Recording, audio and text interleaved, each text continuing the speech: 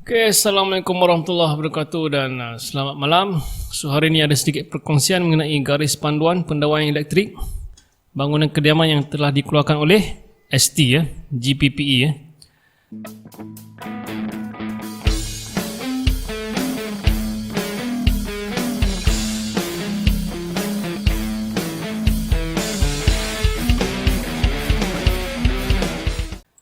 So kalau nak dapat buku ni boleh dapatkan sendiri daripada Suruhanjaya Tenaga yang terdekat ataupun daripada website ST lah.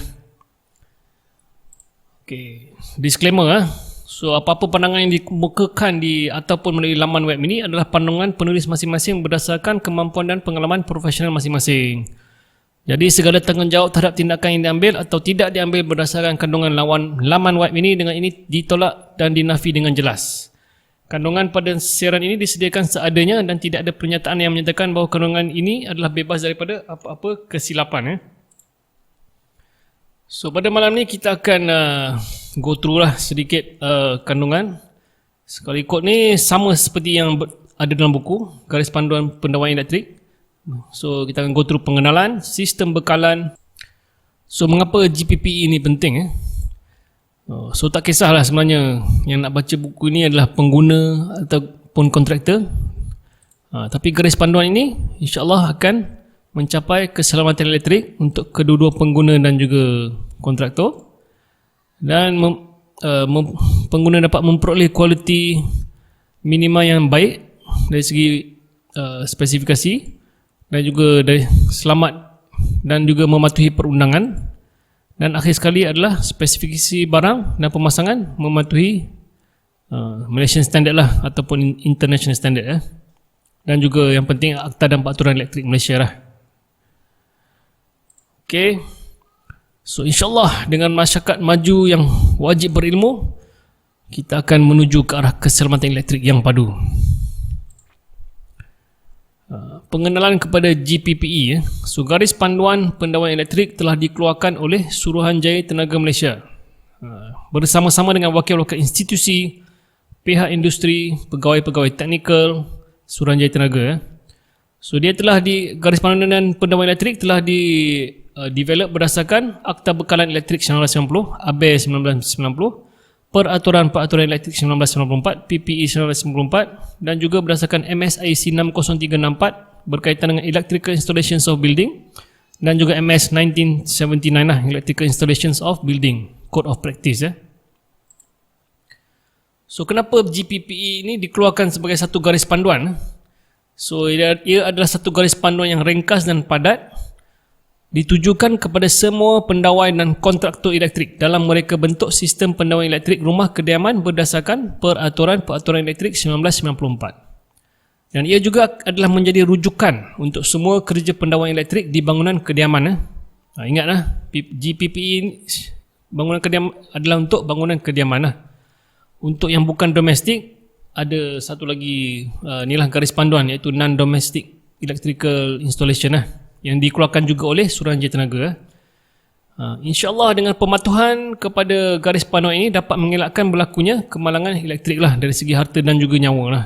Inilah yang ultimate lah goal mana-mana peraturan pun. Kita tidak ada mau kehilangan harta ataupun nyawa.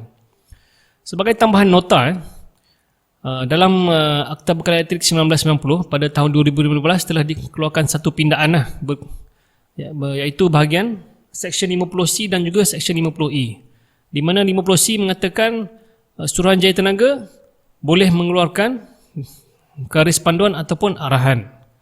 Dan dalam Seksyen 50E pula, garis panduan yang telah dikeluarkan oleh Suruhanjaya ini kalau tidak dipatuhi, sama ada kod ataupun garis panduan ataupun arahan ST, adalah menjadi satu kesalahan.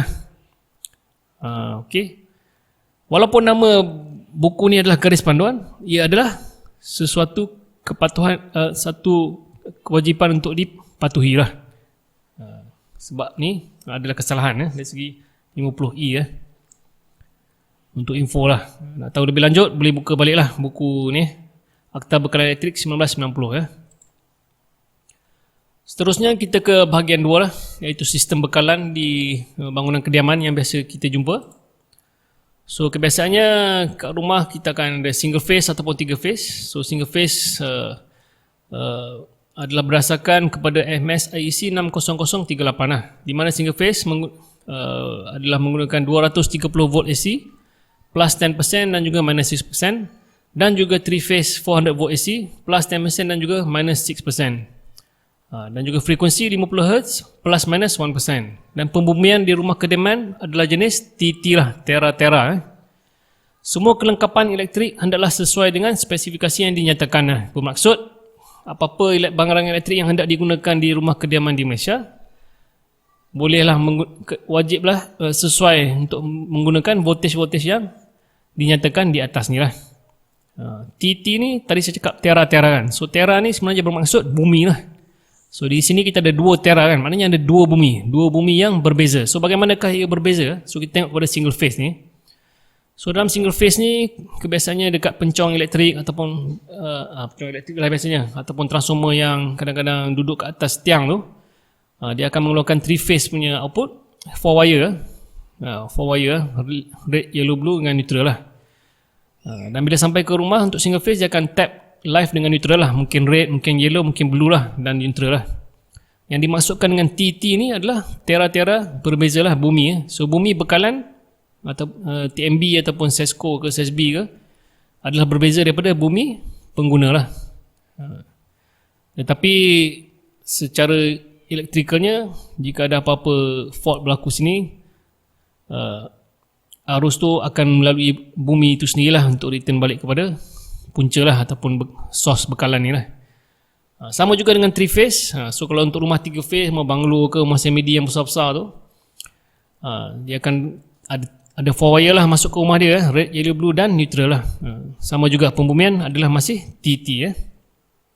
So if you think this material is good, please share this material to your electrical friends. And do subscribe to my YouTube channel, Crux of EE, and then my Facebook page. Please like my Facebook page, facebook.com/Crux of EE. And if you have any other questions, please throw them in the comments below, or you can email me directly lah at cruxofee@gmail.com. Thank you.